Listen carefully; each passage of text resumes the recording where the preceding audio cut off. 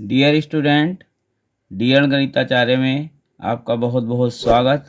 आज की वीडियो में हम अवतल दर्पण के द्वारा जो दो स्थितियां हैं प्रतिबिंब बनने की, दूसरी और तीसरी, इनके किरण आरेख बनाना बताएंगे जबकि वस्तु अनंत तथा वक्र केंद्र के बीच रखी हो, और तीसरा है जबकि वस्तु वक्र केंद्र पर रखी हो। सबसे पहले दूसरी स्थिति का देखेंगे, जबकि वस्तु अनंत व वक्र केंद्र के बीच रखी हो। अवतल दर्पण के सम्मुख अनंत तथा वक्र केंद्र के बीच रखी वस्तु का प्रतिबिंब मुख्य फोकस तथा वक्र केंद्र सी के बीच वास्तविक उल्टा व आकार में वस्तु से छोटा बनता है। किरण आरेख बनाने के लिए क्या किया, हमने एक अवतल दर्पण M1 M2 लिया। हम जानते हैं कि इस प्रकार का दर्पण जिसका दबा हुआ तल परावर्तक तल हो और उभरा हुआ तल लेड ऑक्साइड या पारे की कलई से पेंट कर दें तो इस प्रकार का दर्पण हमारा अवतल दर्पण कहलाता है। अवतल दर्पण का ध्रुव P, फोकस F और वक्र केंद्र C। हमारी जो दूसरी स्थिति है ये है कि अनंत और वक्र केंद्र के बीच कहीं पर भी अगर वस्तु रखी तो हमने क्या करा, एक वस्तु ए भी अनंत और वक्र केंद्र सी के बीच रख दी।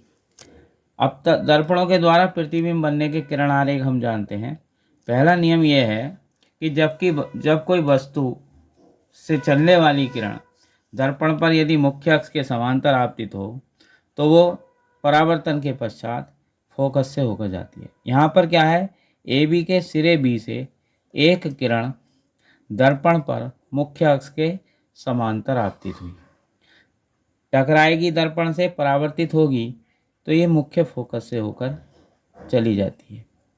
एक अन्य दूसरी किरण जो दर्पण पर वक्र केंद्र सी से होकर आपतित होती है, ये किरण क्या है, दर्पण से परावर्तन के पश्चात अपने मार्ग में वापस लौट जाती है।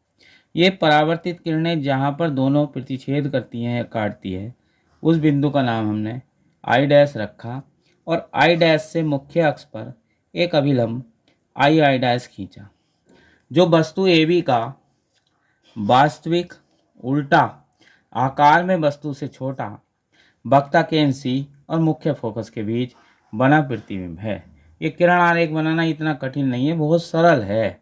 हमने क्या किया भैया बहनों कि M1 M2 एक अवतल दर्पण ले लिया, इसका ध्रुव P, फोकस F और वक्र केंद्र C।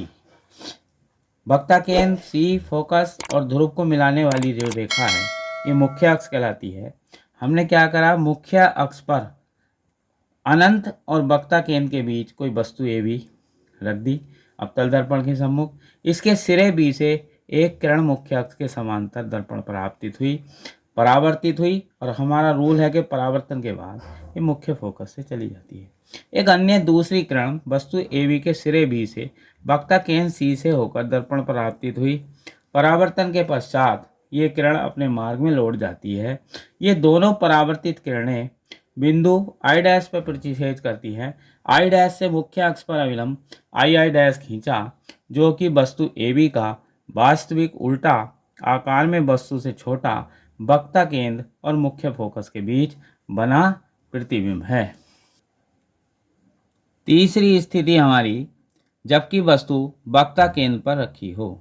अवतल दर्पण के सम्मुख वक्र केंद्र पर रखी वस्तु का प्रतिबिंब वास्तविक उल्टा आकार में वस्तु के आकार के बराबर वक्र केंद्र सी पर ही बनता है। इस किरण आरेख को बनाने के लिए हमने क्या किया, एक M1 M2 अवतल दर्पण लिया। अवतल दर्पण का जो दबा हुआ तल है वो परावर्तक तल होता है, और उभरे सिरे को हमने पारे की कलई या लेड ऑक्साइड से पेंट किया।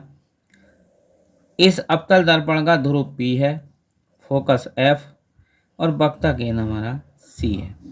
यहाँ पर हमने क्या है, वस्तु हमारी जो है ये भी अवतल दर्पण के सम्मुख वक्र केंद्र पर ही रखी है। वस्तु AB के सिरे B से एक किरण दर्पण पर मुख्य अक्ष के समांतर आपतित हुई, परावर्तन होगा तो ये किरण फोकस से होकर चली जाती है। एक अन्य दूसरी किरण जो दर्पण पर फोकस से होकर आपतित होती है, दर्पण से परावर्तन के पश्चात ये किरण मुख्य अक्ष के समांतर हो जाती है। ये पहले नियम का ठीक विपरीत है। प्रतिबिंब बनने का पहला नियम यह है कि यदि कोई प्रकाश की किरण दर्पण पर मुख्य अक्ष के समांतर आपतित होती है तो परावर्तन के बाद फोकस से हो चली जाती है। तो ये जो है पहले नियम का विपरीत है। यदि कोई प्रकाश की किरण दर्पण पर फोकस से होकर आपतित होती है तो वो परावर्तन के बाद मुख्य अक्ष के समांतर हो जाती है।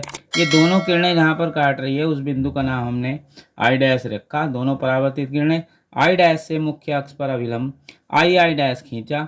जो वस्तु ए बी का वास्तविक उल्टा आकार में वस्तु से के समान और वक्ता केंद्र पर ही बनता है, यानी कि वक्ता केंद्र पर वस्तु रखी है तो ठीक उसके नीचे ही उल्टा प्रतिबिंब बनता है। आज की वीडियो अच्छी लगी हो चैनल को लाइक कीजिए, सब्सक्राइब कीजिए और बेल आइकन का बटन दबाना ना भूलें, ताकि जिससे कि आपको अगली वीडियो का नोटिफिकेशन तुरंत प्राप्त हो। जो शेष 3 स्थितियां बची हैं, जबकि वस्तु वक्ता केंद्र तथा मुख्य फोकस के बीच रखी हो, चौथी, पांचवी है जबकि वस्तु फोकस पर रखी हो, और छठी है कि जबकि वस्तु ध्रुव तथा फोकस के बीच रखी हो। इन तीनों स्थितियों के जो प्रतिबिंब के किरण आरेख हैं वो हम नेक्स्ट वीडियो में डालेंगे। बहुत बहुत धन्यवाद।